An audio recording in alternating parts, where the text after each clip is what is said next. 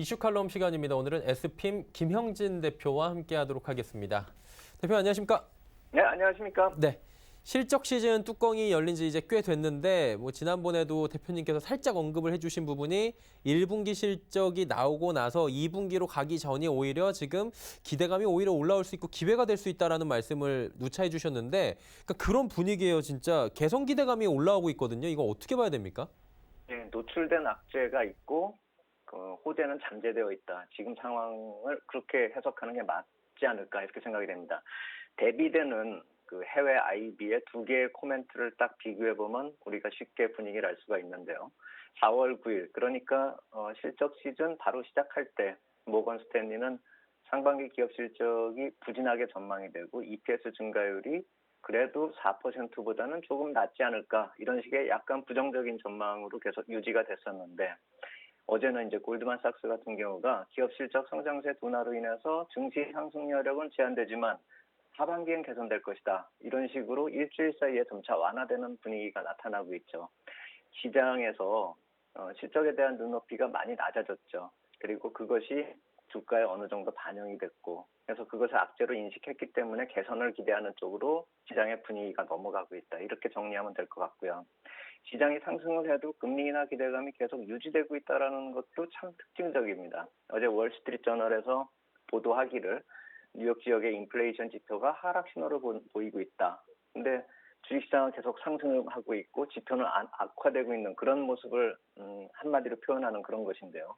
그런 표현이 나오면서 인플레이션 지표가 하락을 하니까 또 금리 인하 가능성이 높아지는 것이죠. 그래서 오늘 오전 11시 기준으로 2019년도 올해 12월에 FOMC 회의 25bp 금리 인하 가능성이 31.6%입니다. 그러니까 한 달 전 수치하고 거의 비슷한데요. 금리 인하 확률은요. 그 이후부터 한 달 동안 주가는 많이 올랐는데요. 미국 증시요. 우리는 뭐 별로 그렇게 오른 게 없지만 미국 증시 많이 올랐음에도 불구하고 금리 인하 가능성이 계속 유지가 되고 있는 그런 모습이죠. 그래서 이런 노출된 악재 속에서 지속적으로 정책 기대감이 나타나주고 있고 이 두 개가 공존하고 있기 때문에 투자자들에게 약간 우려감과 더불어서 기대감을 주고 있다. 이렇게 보시면 될 것 같습니다. IT 기업들 쪽의 발표는 아직 안 나오고 있는데 다음 주부터는 이제 나올 것입니다. 그것이 일정을 잠깐 살펴보면 24일 같은 경우가 마이크로소프트하고 페이스북 같은 경우가 있고 IT 기업은 아니지만 최근에 하락을 많이 끌고 내려왔었던 다우지수를 많이 끌고 내려왔었던 보잉 같은 경우도 24일에 실적 발표가 있으니까 24일은 참 우리가 중요하게 좀 지켜볼 필요가 있겠다. 마이크로소프트 같은 경우는 시장 자체 IT를 끌고 가고 있는 그런 모습입니다. 예전엔 애플이 했던 것을 지금은 마이크로소프트가 하고 있다 이렇게 보시면 되겠고요. 그 다음날 25일에 아마존, 그러니까 마이크로소프트하고 쌍벽을 이루고 있죠. 아마존하고 인텔 같은 경우가 실적 발표가 있기 때문에 지금까지의 실적 발표보다는 더 시장의 영향이 클 것이고 그렇기에 더 긍정적인 흐름으로 전개 가능성도 있다 이렇게 볼 필요가 있어 보입니다. 이번 주 지나면서 다음 주 중반을 들어서면요. 그래서 기대감과 공존이 과열을 피해주고 있는 그런 시장 속에서 한 템포 좀 쉬어준다면 다음 주에 좀 더 강한 모습이 나타날 수 있지 않을까라는 생각이 들고요. 이 지표하고 시장의 상반된 흐름에 대해서 해석을 하면서 실전 투자에서 상당히 좀 고민스러운 그런 반응들이 나오죠. 시장의 상승이 잘못된 거 아니냐, 모순이 아니냐 이런 식의 반응이요. 그래서 악재에서 변화되는 재료를 과연 후재로 받아들여야 되느냐 이 고민도 있는 것이고요. 그래서 투자자들의 비관론이 상존하는 시장이 돼버리고 있죠. 해서 비관이 존재하기 때문에 오히려 시장이 그렇게 강하게 유지되는 것이 아닐지 좀 돌아볼 필요가 된 시점이다. 이렇게 말씀을 드리겠습니다. 일단 우리 실적 시장도 한번 여쭤봐야 될 것 같은데 눈높이는 확실히 낮아져 있던 상태에서 실적 안 좋은데 재밌는 건 실적 안 좋을 것이다라고 예고만 나오면 사실은 그러면서 주가가 빠졌었잖아요. 근데 요즘에는 그런 기사가 나오면 오히려 주가가 올라가는 추세가 기현상이 발생을 하고 있는데 우리 시장은 어떻게 보는 게 좋겠습니까? 우리 기업들은? 예, 그래서 오늘은 그것이 주 포인트입니다. 예. 왜 오르느냐? 그리고 이 상승이 과연 무엇을 뜻하느냐? 이것을 지금 분석한 것이 오늘의 이제 제가 준비한 자료입니다. 그래서 그 왜 올라가느냐를 따지기 앞서서 기업 실적이 우리나라가 2014년부터 작년까지 어떻게 변화가 됐는지 좀 지켜볼 필요가 있어서 표로 한번 만들어 봤습니다. 뭐 매출액은 조금씩 뭐 줄었다 늘었다 하면서 2017년, 18년에 많이 늘어난 거를 우리가 눈으로 확인할 수가 있는데요. 영업이익 쪽은 2014년 이후 확실하게 늘어나고 있습니다. 그러니까 2015년에 기업이익 거래소 기준으로요. 100조 원을 넘어선 다음에 2016년에 120조, 2017년, 18년에는 150조까지 급하게 증가를 한 것이죠.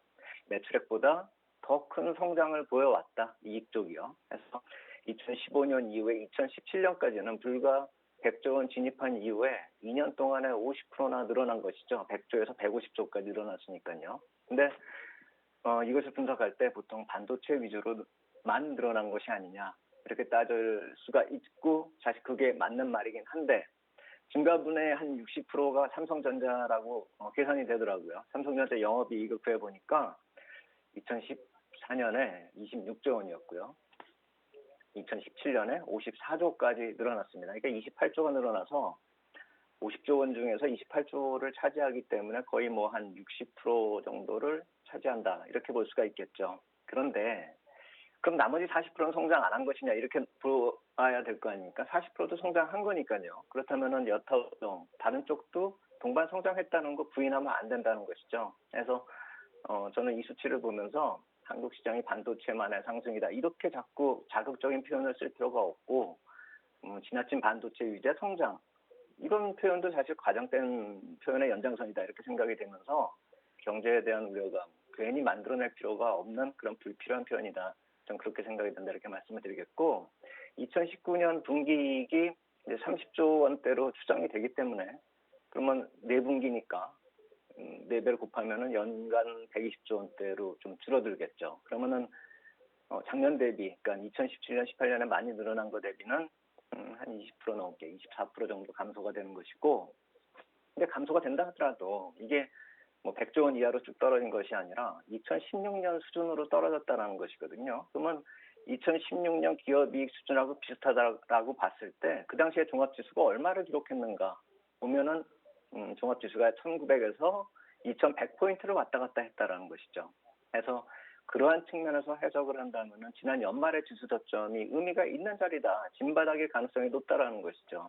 그리고 많이 줄어든 실적이지만 그래도 2006년, 2015년 이후에 연장선에서 놓고 보면은 100조 원대 이상의 실적이 유지되고 있기 때문에 그렇게 나쁘게 볼 필요도 없고 이것도 하나의 조정권으로 진입한 것이 아닌가 이렇게 볼 필요도 있다라는 것이죠. 그래서 1분기뿐만이 아니라 2019년 실적 시즌의 관전 포인트는 한번 예전에도 말씀을 드린 것 같은데 기업 실적이 어느 정도 감소하고 또 그 감소폭 자체가 언제부터 좀 줄어들지 또 얼마나 줄어들지 그리고 분기 단위로 언제 저점을 형성하고 돌아설지 이 점을 좀 관전 포인트로 해서 지켜볼 필요가 있겠다 이렇게 말씀을 드리겠습니다.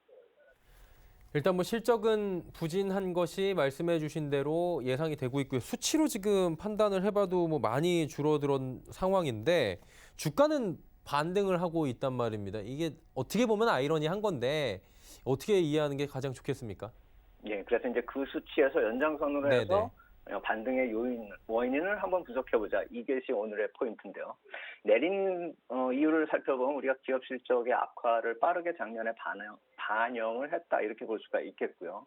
또 무역 분쟁 이슈가 자꾸 불거지면서 무역 분쟁이 생기면 한국의 기업 실적은 많이 악화될 것이기 때문에 추가적인 기업 실적 악화의 공포가 가세됐다. 그러면서 급락이 나타나서 과매도까지 좀 떨어졌다 이렇게 볼 수가 있는 것이고 이러한 반등을 과거 이 PER 지표하고 좀 비교를 하면서 PER 추이를 좀 보면서 분석해 볼 필요가 있는데 한번 그림을 그려서 제가 작성을 해보니까 이 그림은 지금 한국증권거래소의 사이트에서 찾아본 건데요. 한마디로 PER이 계속 낮아지고 있는 그런 모습으로 우리가 좀 찾아볼 수가 있는데요. 지금은 약간 저점을 형성하고 회복 과정 진행 중으로 이렇게 보이죠. 빨간색 타원으로 제가 표시를 한 그 구간입니다.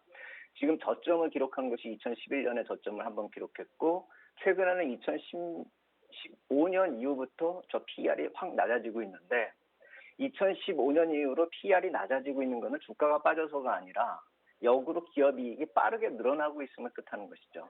근데 PER이 높아져야 될 구간에서 저렇게 낮아지면서 주가가 못 올랐기 때문에 좀 PER이 낮아졌는데 저 빨간 구간까지 확 빠져버린 것은 최근에 주가가 빠지면서 저렇게 낮아진 것이고 PER 자체가 우리가 기업이익이 어느 정도 더 기업이익은 정체되더라도 주가가 빠지니까 저렇게 나타날 수가 있는 것인데 문제는 뭐냐면은 지금 저렇게 PER이 낮으니까 저평가다 이렇게 볼 수는 없는 것이 EPS가 좀 줄어들 것이기 때문에 저 지금 그래프는 작년 말 기업 실적을 뜻하는 것이고 지금 줄어든 기업 실적이 나타나지 않고 있기 때문에 저 PER보다는 우리가 좀 보정을 해줘야 되겠죠. 그러니까 한 단계 저 선이 좀 위로 올라가줘야 된다는 것이죠. 그래서 만약에 그렇게 한 20% 정도 저거를 위로 좀 조정을 해준다라고 한다면 왜냐하면 EPS가 20% 줄어든다 이렇게 생각이 드니까요. 그러면 PER이 11에서 13 정도로 왔다 갔다 한다. 이렇게 보면은 2011년에 저점을 형성했었던 때하고 2016년 저점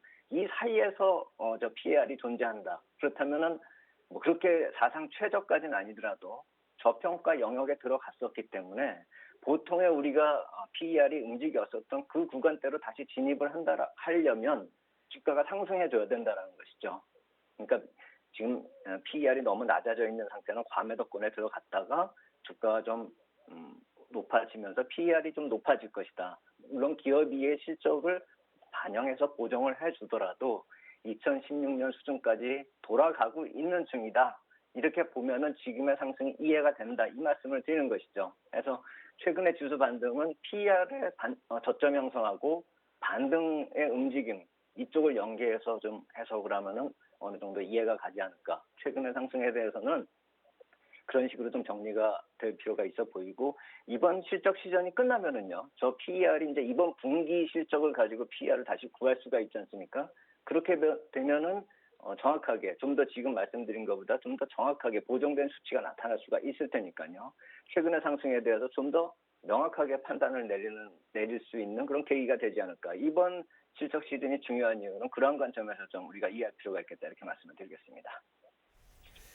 일단 상승 일수는 깁니다. 상승폭은 그다지 크지 않았고요. 그러다 보니까 뭐 긍정적으로 말씀하기에는 뭐 충분한 시점이다. 뭐 저희가 간단하게 기술적으로만 봐도 그런 상황인데 뭐 긍정적으로 보시는 거죠, 한마디로.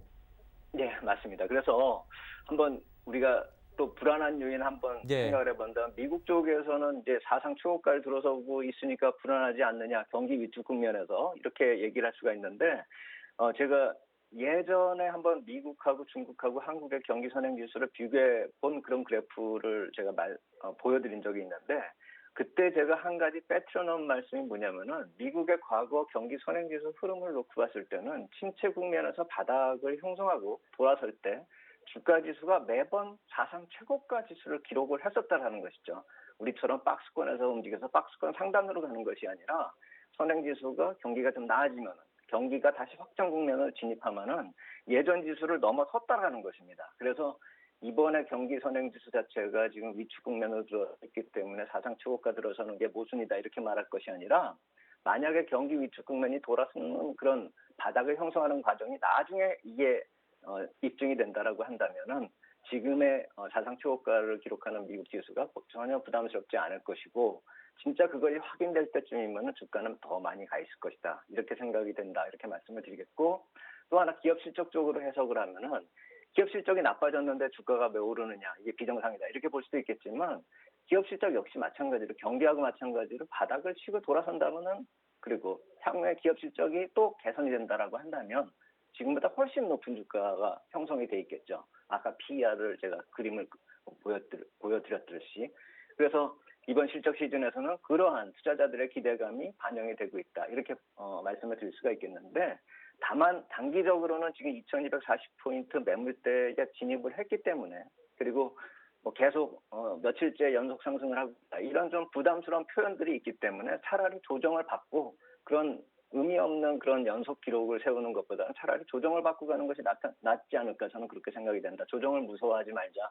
기회를 이용하자 이렇게 말씀을 드리겠고 중기적으로는 무역 분쟁 악재를 발생시켰던 지수대 2300포인트대 회복을 좀 그 가능성을 주목하자 이렇게 말씀을 드리겠고 실전 전략에서는 그래서 실적 호전 종목 이쪽으로 단기 대응 전략하고 더불어서 이렇게 오늘 공통적으로 말씀드린 하나의 궤가 있다라고 한다면 실적의 턴어라운드, 그리고 경기의 턴어라운드죠. 그래서 실적 턴어라운드 기업 같은 경우는 경기 관련주기 때문에 중기 전략적으로는 그러한 종목에도 좀 관심을 갖는 그런 이분화된 전략으로 대응할 필요가 있겠다, 이렇게